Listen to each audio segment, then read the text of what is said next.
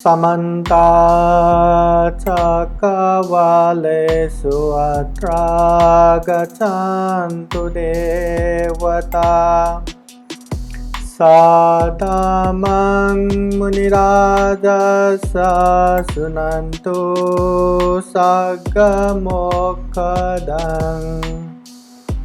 धम्मश्रवणकालो अयं वदन्ता धम्मश्रवणकालो अयं वदन्ता धम्मश्रवणकालो अयं वदन्ता नमो तस्स भगवतो अरहतो सम्मा सम्बुद्दस्स नान्तरिक्षेण समुद्रमध्ये न पवतानां विवरं प्रविश्य न विजति सो जगति पदेषु यथास्थितं न पश्येयमच्युत।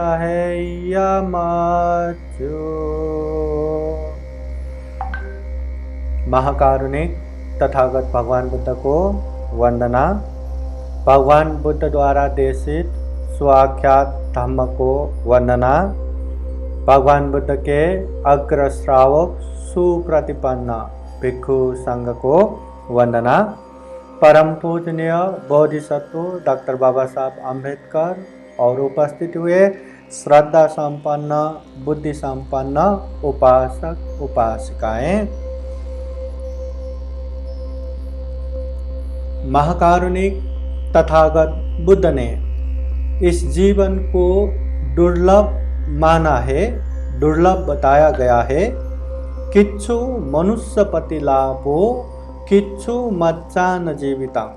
यह मनुष्य जीवन दुर्लभ है और मनुष्य हो के मनुष्य की तरह जीना ये भी दुर्लभ है।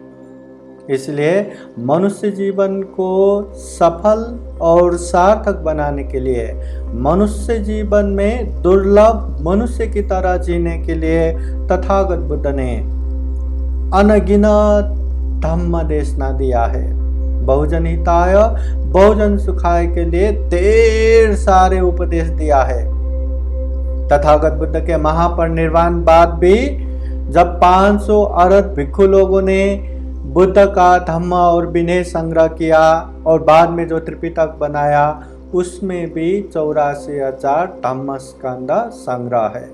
इससे भी पता चलता है तथागत बुद्ध ने हमारे लिए ढेर सारे उपदेश दिए हैं और इन्हीं उपदेशों में अनित्य जीवन कितना अनित्य है, ये जीवन कितना परिवर्तनशील है।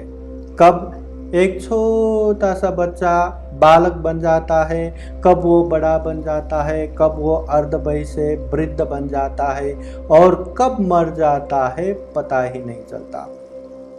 ये तो हमारा जीवन तो सालों साल है करके इतना पता नहीं चलता। ऐसे बहुत सारे चीज है जो एक दिन में ही जन्म होके मर जाते हैं। कोई एक फूल को भी निकाल के टेबल पे रखेंगे तो शाम होते होते मुरझा जाता है। तो जीवन इतना अनित्य है। जीवन में मरण अवश्यंभावी है। ये तथागत बुद्ध ने बार बार बोले हैं, भावय मरण सत्य। मरना है ये चीज हमेशा याद करो। ये याद करेंगे तो कम से कम ये जीवन के लिए या जीवन में जो स्वार्थ पूर्वक जीने के लिए या जो अनित्य है नश्वर है ऐसे धन संपत्ति के लिए परिवार के लिए लोग ज्यादातर पाप नहीं करेगा। अगर अनित्य या मरण याद रहा तो मैं मेरा ये जो सत्काय दृष्टि या ऐसी भावना जो अकुशल है वो भी चला जाता है। इसलिए महाकारुणिक तथागत बुद्ध ने ये बात हमेशा याद रखो ऐसे उपदेश दिए हैं। और इस विषय में तथागत बुद्ध ने ढेर सारा उपदेश दिया है। जातक कथा में भी आता है, धम्मपद अर्थ कथा में भी खूब सारे कहानियां आता है। ये जीवन जैसे हम किसी को बता के नहीं आते कि हम आ रहे, और वैसे ही हम किसी को बता के भी नहीं जाते। हम कैसे आए कैसे जाएंगे पता ही नहीं चलता।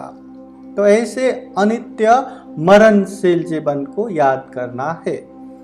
महाकारुणिक तथागत बुद्ध ने बहुजन हिताय बहुजन सुखाय के लिए जो सारांशगत पाली गाथा द्वारा उपदेश दिया, उन उपदेशों को धम्मपद ग्रंथ में संग्रह किया। धम्मपद ग्रंथ का एक गाथा इस तरह भी आया है, न अंतलिखे न समुद्रमज्जे न पब्बतानं विवरं पविष्य न विज्जति सो जगति पदिशो यथाथितो मुंसेय पापकम्मा। लोग अगर पाप कर्म करते हैं, पाप बोले तो गलत, जिस चीज से खुद का भी दूसरों का भी हानि नुकसान होता है, जिस चीज से अंदर से अपने आप को ग्लानि पश्चाताप तकलीफ होता है, और जिस चीज से अभी ही नहीं बाद में भी कभी भी याद करो तो मन में अप्रसन्न और तकलीफ का भाव उत्पन्न होता है, ऐसे चीज को पाप कहते हैं। और जो शरीर से, जो वाणी से, जो मन से पाप करते हैं, ऐसे पाप कर्म। तो जो चीज, जो लोग पाप कर्म करते हैं और उस पाप से डर के, अरे मैंने ऐसे पाप तो कर दिया, अभी इस पाप से मैं कैसे बचूं, इस तरह से डर के मारे अगर पाप से बचने के लिए वो पहाड़, जंगल, गुफाओं में छुप के बैठते तो भी पाप से नहीं बच सकता। समुद्र के नीचे, पानी के नीचे छुप के बैठते तो भी पाप से नहीं बच सकता। आकाश में, हवाओं में छुप के बैठते तो भी पाप से बचने की जगह इस दुनिया में कहीं भी नहीं। जो पाप करता है उसका फल अवश्यंभावी आता ही है। ये हुआ पाप कर्म का। तो वैसे ही तथागत बुद्ध ने मृत्यु के विषय में भी बोले हैं, जो जिसका मृत्यु अवश्यंभावी है, वो चाहे जमीन में, चाहे पानी में, चाहे हवा में, कहीं भी छुपो मृत्यु से नहीं बच सकता। इसी के संदर्भ में एक धम्मपद गाथा उन्होंने बताया है, न अंतलिखे न समुद्रमज्जे न पब्बतानं विवरं पविष्य न विज्जति सो जगति पदेशो यथाथितं न पसह्यमच्चो। अगर कोई मृत्यु से डरे कि मैं मरना नहीं चाहता, मैं हमेशा जीना चाहता हूँ, मुझे इस दुनिया में ध्रुव नित्य शाश्वत अजर अमर रहना है, मैं किन्हीं हालतों में मरना नहीं चाहते करके मृत्यु से बचने के लिए चाहे पहाड़, जंगल, गुफाओं में छुपे, चाहे पानी के नीचे छुपे, चाहे आकाश में छुपे, मृत्यु से बचने की जगह ऐसी इस दुनिया में है ही नहीं। जिसको मरना है वो अवश्यंभावी मरना ही है, मृत्यु से नहीं बच सकता। उपत्तिया सहे वेदं मरणं आगतं सदा। ये उत्पत्ति के साथ ही विनाश पीछे पीछे आते हैं, जन्म के साथ ही मृत्यु पीछे पीछे आते हैं। बुद्ध के समय के एक घटना यहाँ प्रस्तुत करते हैं। महाकारुणिक तथागत बुद्ध ने बोधि ज्ञान प्राप्त किया, सर्वज्ञ बने, सम्यक संबुद्ध बने। तो अभी मैं सभी दुखों से मुक्त हो गया, मुझे विमुक्ति सुख मिल गया, अभी मैं आराम से रहूंगा करके खुद अकेले सुखपूर्वक नहीं रहे। उन्होंने हम जैसे दुखी प्राणियों के लिए गांव, नगर, जनपद, देश देशांतर चारिका करते हुए खूब सारे उपदेश दिए। जब उन्होंने ज्ञान प्राप्त किया, सबसे पहले बुद्ध गया से सारनाथ, ऋषिपतन, मृगदावन में पंचभद्र वर्गियों को पहला धम्म देशना दिया, जिसे धम्मचक्र प्रवर्तन कहते हैं। फिर वहां से धीरे धीरे धम्म का प्रचार प्रसार करते करते वो तथागत बुद्ध मगध राज्य के राजगिरी के तरफ बढ़े, क्योंकि बुद्ध होने से पहले मगध के राजा बिंबिसार मिले थे। हो सके तो सन्यास छोड़ के राज दरबार में रहने का या अच्छा खासा राजा बन के ही रहने का बताया था, पर सिद्धार्थ गौतम नहीं माने, दुख मुक्ति के लिए चले।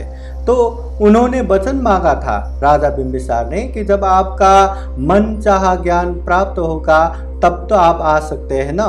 हाँ, आ सकता हूँ। तो बुद्ध बनने के बाद तथागत बुद्ध राजा बिंबिसार का जो राज्य है मगध, उस तरफ गए। और मगध में राजगिरी में जाने के बाद राजा बिंबिसार ने उपदेश सुन के ज्ञान प्राप्त भी किया, धर्मचक्षु प्राप्त किया, श्रोतापत्ति में प्रतिष्ठित हो गया। राजगिरी में रहने के लिए पहला वेणुवन विहार दान दिया। फिर तथागत बुद्ध ज्यादातर वहीं रहे और वहीं उपतिस्स और कोलित दो परिव्राजक, वो भी अपने दोस्तों के साथ भिक्षु बनने आए, जो वही उपतिस्स कोलित बाद में सारे श्रावकों में अग्र श्रावक बन के रहे। सारिपुत्र मौदगल्यायन बन गए। बुद्ध बने 1 साल होने के बाद तथागत बुद्ध पहली बार अपने राज्य कपिलवस्तु में पहुंच गए।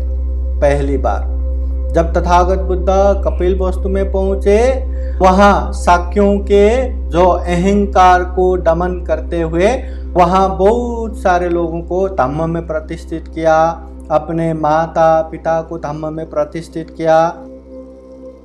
तथागत बुद्ध वहां पहुंच के 3 दिन हुआ, उसका भाई जो महाप्रजापति गौतमी के सुपुत्र थे नंद कुमार, जिसका शादी होने वाला था, उसको अपने पीछे पीछे बिहार ले जाके उसको भी भिक्षु बना दिया। बाद में उसको भी अनेक उपाय कौशल्य द्वारा ध्यान में प्रतिष्ठित करके दुख मुक्त भी बना दिया। तथागत बुद्ध कपिलवस्तु पहुंच के जब 7 दिन गुजर गए, 7वें दिन पे यशोधरा देवी ने पुत्र राहुल कुमार को बुद्ध की तरफ दिखा के, देखो हजारों भिक्षुओं के सामने जो चंद्रमा के तरह तेजवान वो जो बुद्ध है वो तुम्हारे पिता है। उनके जन्म होते ही सोने चांदी असरफी मोती ऐसे धन संपत्ति से भरा हुआ 4 घरे उत्पन्न हुआ था, मगर जब से उन्होंने गृह त्याग किया तब से वो नहीं दिखाई दिया। तो जाओ, मुझे चक्रवर्ती राजा बनना है, मुझे अंश दो करके अंश मांग के आओ। 7 साल का वो बालक राहुल कुमार बुद्ध के पास जाते हैं, अपने आप को बहुत शीतल आनंदित महसूस करते हैं। तथागत बुद्ध भोजन के बाद बिहार की तरफ लौटते हैं तो पीछे जाके अंश मांगते रहते, मुझे अंश दो, मुझे अंश दो। जब बिहार पहुंचे वहां पे सारिपुत्र मौदगल्यायन को कह के उसको भी प्रवजित बना दिया, श्रामणेर बना दिया। क्योंकि भौतिक संसार में फंसने वाले ऐसे धन देके क्या करूं, मेरे पुत्र को जो मैंने ज्ञान प्राप्त किया, जो संपदा है, जो संपत्ति है, वही ज्ञान रूपी संपत्ति देता हूं करके सद्दा धनं शील धनं हीरी ओतप्यं धनं सुत धनं चागो में पन्यावे सतमं धनं। श्रद्धा धन, शील धन, हीरे अर्थात लज्जा धन, ओतप्प अर्थात भय धन, श्रुत धन, त्याग धन, प्रज्ञा धन, ये सप्तरत्न आर्य धन का उपदेश देते हुए उनको प्रवजित बनाते हैं। बाद में वही राहुल नियम पालन करने में, विनय पालन करने में बहुत ही अच्छे बाद में भिक्षु बन के दुख से मुक्त भी हो गया। तथागत बुद्ध पहली बार कपिलवस्तु में आने के बाद अपनों को, बंधुओं को धम्म में प्रतिष्ठित किया था। जब तथागत बुद्ध कपिलवस्तु आए, पहले तो राजकुमार थे, दरबार में रहते थे, मगर संन्यास होने के बाद अब कहाँ दरबार में रहते, तो उनके लिए और उनके साथ साथ आए ये जो भिक्षुओं हैं उन लोगों को रहने के लिए राजा शुद्धोधन प्रमुख शाक्यों ने मिलके वहां एक विहार बनाया और वो बुद्ध प्रमुख भिक्षु संघ को दान दिया। वो विहार है निग्रोधाराम विहार। वही निग्रोधाराम विहार में रहते समय के ही एक घटना थे। जब तथागत बुद्ध निग्रोधाराम विहार में रहते थे, बुद्ध भोजन के लिए भिक्षाटन जाते थे, कभी देवदाह के तरफ, कभी कपिलवस्तु की तरफ, ऐसे भिक्षाटन जाते थे। एक समय जब तथागत बुद्ध भिक्षुओं के साथ भिक्षाटन के लिए निकले थे, निग्रोधाराम विहार से नगर की तरफ भिक्षाटन के लिए निकले थे, तब रास्ते में देवदाह के राजा सुप्पबुद्ध अपने सेना के साथ रास्ते में आ गया और रास्ता छोड़ नहीं रहा था। वास्तव में सुप्पबुद्ध जानबूझ के ही तथागत बुद्ध के रास्ता रोक के बैठा था।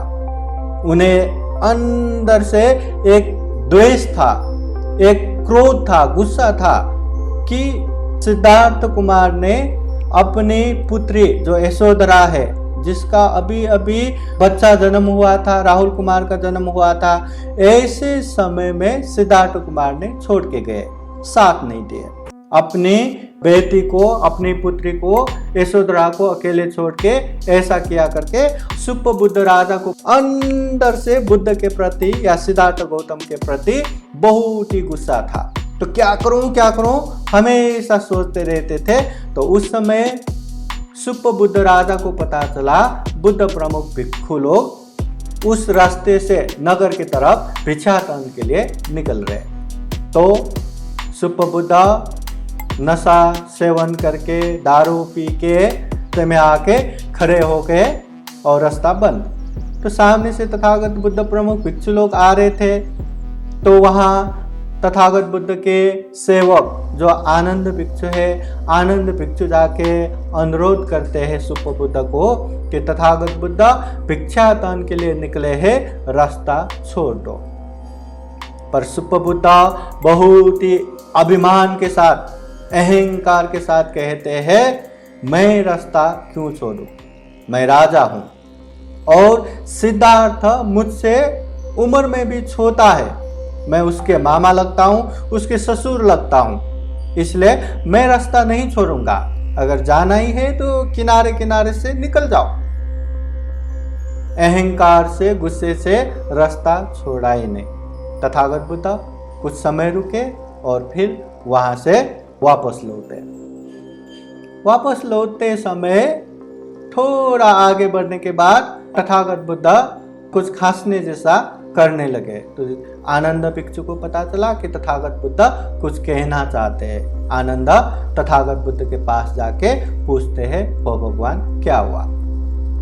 तथागत बुद्ध कहते हैं कि सुप्पबुद्ध ने बहुत बड़ा अकुशल कर्म किया, तथागत बुद्ध की राह को रोक दिया, वो भी चेतना से, मतलब ये ऐसे रोकना ही है करके राह ही रोक दिया। मतलब जो भिक्षाटन के लिए बहुत बड़ा बाधा बन गया, बुद्ध के लिए जो द्वेष के साथ, क्रोध के साथ अकुशल कर्म किया, ये बहुत बड़ा पाप है। अभी इस पाप का विपाक इतना भयंकर आएगा कि 7 दिन के अंदर सुप्पबुद्ध जमीन के नीचे धंस के मर जाएगा। तथागत बुद्ध के राह रोकना इतना बड़ा पाप है, इतना अकुशल कर्म है। अभी वो पाप से नहीं बच सकता, वो मृत्यु से नहीं बच सकता।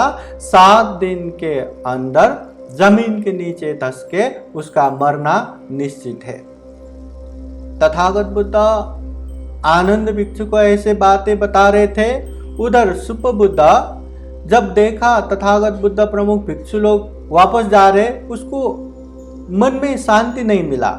उसने तुरंत अपना एक गुप्तचर को भी पीछे पीछे भेजा था कि जाओ तथागत बुद्ध क्या कहते हैं, मेरा बदनामी करते हैं या मुझे भला बुरा कहते हैं, क्या कहते हैं, जाओ पीछे पीछे भेज दिया था। जब वो गुप्तचर ने सुना कि तथागत बुद्ध ने सुपबुद्ध का पाप बहुत बड़ा है, उस पाप से नहीं बच सकता, 7 दिन के अंदर जमीन के नीचे धंस के मरना तय है, तो ये बात गुप्तचर ने राजा सुपबुद्ध को सुनाया। ये सुन के राजा सुपबुद्ध को लगा मैं जमीन के नीचे धंस के मरूंगा। उसके अंदर तो अहंकार चल रहा था, तो उसने सोचा मैं कैसे मरूंगा, देखता हूं, मैं 7 दिन में अपने आप को खूब संभाल के खूब बचा के रखूंगा, मरूंगा नहीं।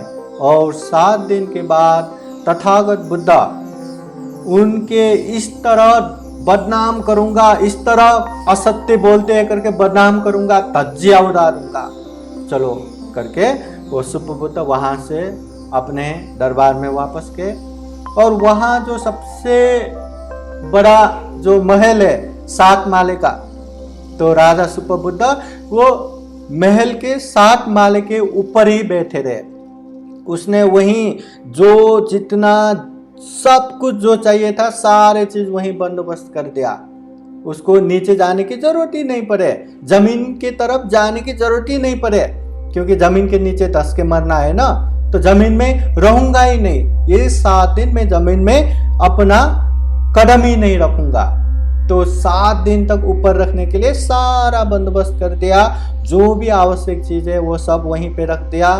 जो सेवा करने वाले हैं उन लोगों को भी, सेना को भी वहां तैनात कर दिया कि मुझे कितना भी जरूरत पड़े मुझे जाने नहीं देना, और जाने की जरूरत ही न पड़े करके सारी सीढ़ियां भी निकाल दिया, ताकि किन्हीं हालतों में जाने की जरूरत ही ना पड़े।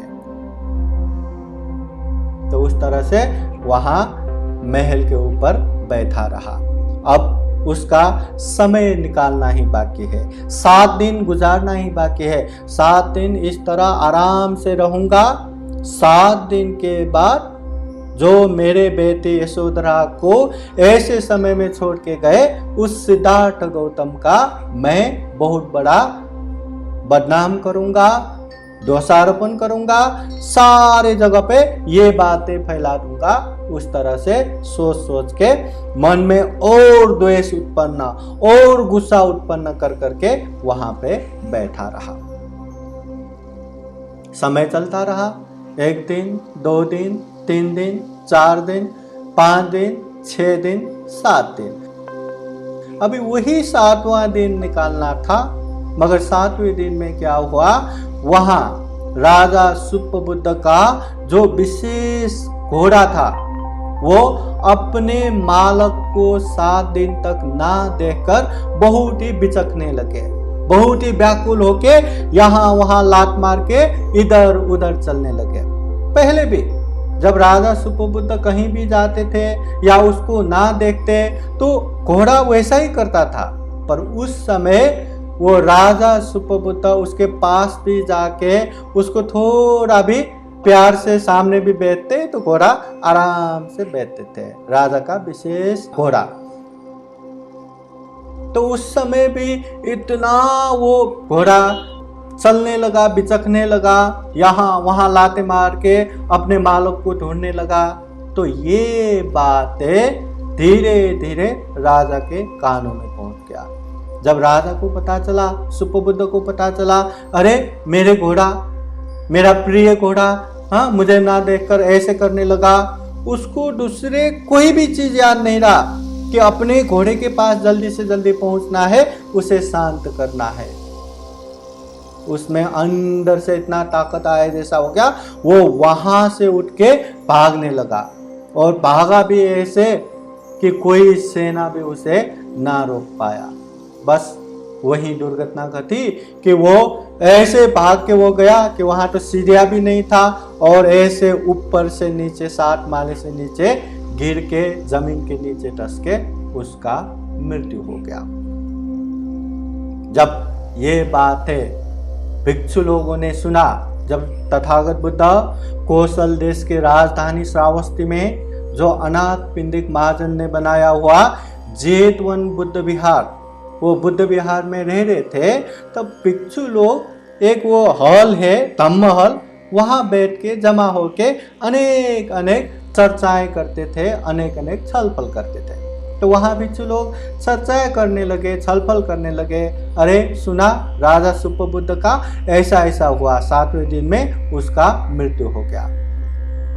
तब तथागत बुद्ध ने वहां पहुंच के भिक्षु लोगों को गाथा द्वारा उपदेश देते हैं, न अंत लिखे न समुद्र मध्य न पब्बतानं विवरं पविसा। कोई भी ऐसी जगह नहीं है, जमीन में भी नहीं है, पानी में भी नहीं है, आकाश में भी नहीं है, अगर कोई मरने वाला हो, अगर कोई मृत्यु होने वाला हो और वो मृत्यु से बचने के लिए जमीन में, आकाश में, पानी के नीचे छुप के बैठते हैं तो भी नहीं बच सकता, उसका मरना तय है। तथागत बुद्ध ने ये उपदेश राजा सुप्पबुद्ध के संदर्भ में ये बताते हैं।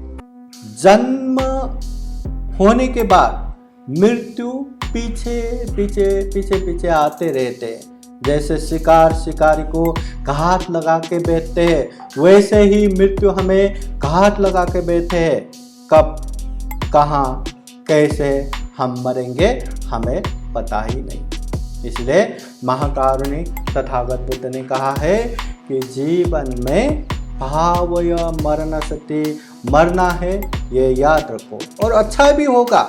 ये मरना याद करने से क्या होगा, जितने भी पाप है, जितने भी गलत चीजें हैं, उनसे दूर रह पाएंगे, और जितने भी अच्छे हैं, कुशल कर्म है, वो कुशल कर्म बाद में करेंगे ना। अच्छा तो है, चलो अभी बाद में करूँगा, अगले हफ्ते, अगले महीने, अगले साल, या मैं जब बूढ़ा हूँगा मैं कुछ भी नहीं करूँगा, सिर्फ धम्म ही करता रहूँगा करके जो अच्छे काम भी बाद में जो कहने की आदत है वो भी छूट जाएगा। मरना है, याद हुआ तो कभी भी मर सकता हूँ, तो अच्छे पुण्य कर्म मैं बाद में क्यों करूँ।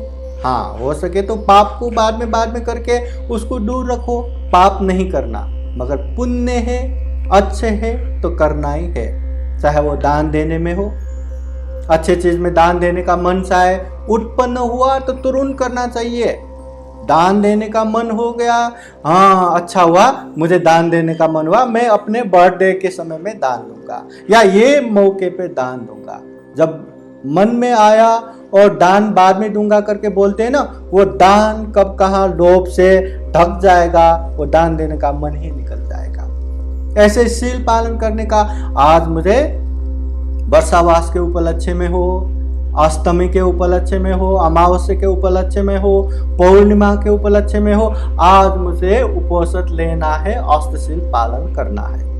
मन हुआ, मन को और बलवान करो, क्योंकि अच्छी चीज है तो अष्टशील तुरंत लेना चाहिए।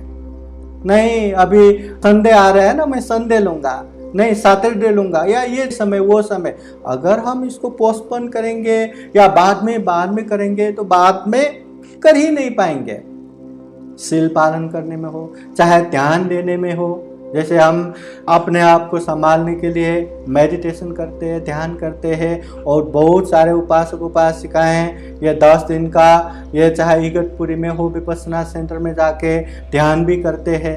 अभी ध्यान करते समय खूब याद आता है कि मुझे हर 3 महीने 6 महीने में 10 दिन का एक शिविर तो लेना ही है, मुझे करना ही है। पर जब वहां से निकल आते हैं, ये गृह जंजाल में फंसते हैं, फिर हाँ जाऊंगा, ये समय में जाऊंगा, वो समय में जाऊंगा, करते करते 6 महीना तो क्या 1 साल कब गुजर गया पता ही नहीं चलता। 1 साल 2 साल न जाने कितने कितने समय से लोग गए भी नहीं होंगे, है ना। तो इसलिए जो दान में हो, चाहे शील पालन करने में हो, चाहे भावना में हो, जितने भी पुण्य का मन होता है वो पुण्य तुरंत करना चाहिए। पुण्यं चे पुरुषो कैरा, इंसान को पुण्य करना चाहिए। कैरा थे तंग पुनः पुनः, बार बार बारंबार करना चाहिए। जब हम अच्छे करते हैं ना, अंदर से महसूस होना चाहिए, रियलाइज होना चाहिए, पता होना चाहिए कि मैं अच्छा कर रहा हूँ, मैं पुण्य कर रहा हूँ, मैं कुशल कर्म कर रहा हूँ। अगर पता है, कंफर्म है वो कुशल कर्म है, तो उसे बार बार बारंबार करना चाहिए। तम्मी छंदं कही रहा था, ये पुण्य करने से हमें क्या मिलता है, क्या आशा रख सकते हैं। जो काम करने वाला हाँ मुझे पैसा मिलेगा, या जॉब करने वाला मुझे पगार मिलेगा, सैलरी मिलेगा, ये पुण्य करके हमें क्या मिलता है। बुद्ध कहते हैं सुखो पुण्य सा उच्चयो, उच्च तरह के पुण्य मिलता है, सुख मिलता है पुण्य से। और ऐसा सुख कि जब हम पुण्य करते हैं तभी से लेके बीच में भी और अंत तक भी हमें सुख मिलता है। और ये सुख मन को व्याकुल नहीं बनाता। दिखने में तो सुख है पर अंदर ही अंदर घबराहट, ऐसा नहीं होता। मतलब एक तरह से प्रीति उत्पन्न होता है, शारीरिक रूप से भी और मानसिक रूप से भी। जो आनंद मिलता है ऐसा सुख मिलता है, और वो सुख सिर्फ और सिर्फ पुण्य करके ही मिलेगा। और पुण्य भी दिखावे के लिए नहीं। जैसे हम ध्यान बैठते हैं, ध्यान तो क्या ऐसे ही बैठना है, आंखें बंद करना है, सिर्फ वो दिखावे के लिए ध्यान हो गया। लोगों को दिखता है वो ध्यान कर रहा है, पर वो सही में ध्यान कर रहा है नहीं कर रहा है उसको ही पता है, उसके मन को ही पता है वो कितना एकाग्र एक चित्त कर रहे हैं। वैसे शील पालन करने में भी, चाहे अष्टशील ले लो, चाहे पंचशील ले लो, कोई भी लोगों के सामने ना करना और जो मौका मिले तो भी ना करना, ये अलग चीजें है। चाहे दान देने में हो, दिखने में दान दे रहे, श्रद्धा चित्त त्याग चित्त से हम दे रहे कि नहीं, ये बहुत बड़ा मायने रखता है। इसलिए जीवन दुर्लभ है, जीवन अमूल्य है, और ये मनुष्य जीवन तो सर्वश्रेष्ठ है। तो ऐसे जीवन में ज्यादा से ज्यादा पुण्य करना चाहिए, धम्म करना चाहिए, कुशल कर्म करना चाहिए।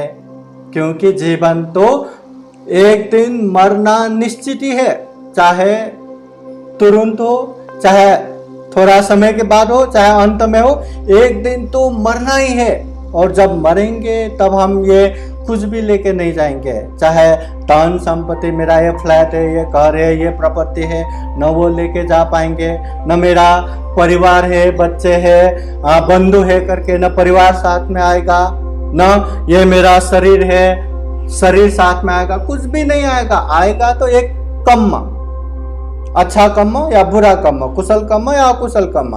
कुशल कर्म करेंगे तो अच्छा पीछे पीछे आएगा, अकुशल कर्म करेंगे तो बुराइयां पीछे पीछे आएगा। जीवन में अच्छा चाहते हैं या बुरा चाहते हैं, ये हमारे हाथ में है। अच्छा करना या बुरा करना अपने हाथ में है, किसी के हाथ में नहीं। इसलिए तो बुद्ध ने कहा अत्ता ही अत्तनो नातो, हम खुद के मालिक खुद ही है। आप पुण्य करना चाहते हैं तो आपको ही करना है। आप पाप करते हैं तो उसका सिर्फ और सिर्फ कारण भी आप ही है। मैं उसके कारण पाप कर रहा हूं, ऐसा संभव नहीं है। पुण्य भी पाप भी। इसलिए ऐसे दुर्लभ जीवन में खूब खूब पुण्य कर सके, खूब खूब धम्म कर सके। जीवन में बुद्ध का आशीर्वाद, धम्म का आशीर्वाद, संघ का आशीर्वाद हमेशा हमेशा रहे, ऐसी कामना करते हुए फिर एक बार आप लोगों को बुद्ध का आशीर्वाद, धम्म का आशीर्वाद, संघ का आशीर्वाद पाली गाथा द्वारा देते हैं। सब लोग ध्यान से श्रद्धा चित्त से हाथ जोड़ के बैठिए।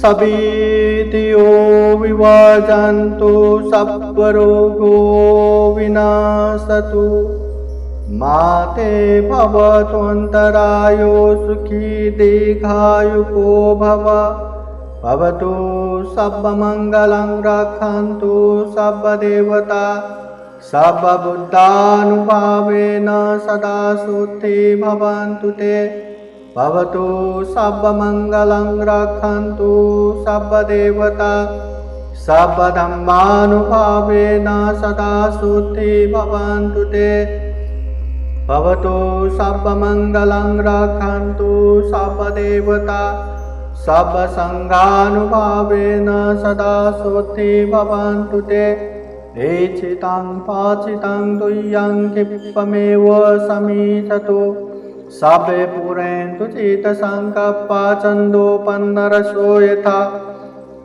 आयुरारोग्यसम्पत्ति सर्गसम्पत्तिमेव च अथो निब्बानसम्पत्ति इमिनाते समीचतु। साधु साधु साधु। बुद्धं नमामि, बुद्ध को नमन करता हूँ। धम्मं नमामि, धम्म को नमन करता हूँ। संघं नमामि, संघ को नमन करता हूँ।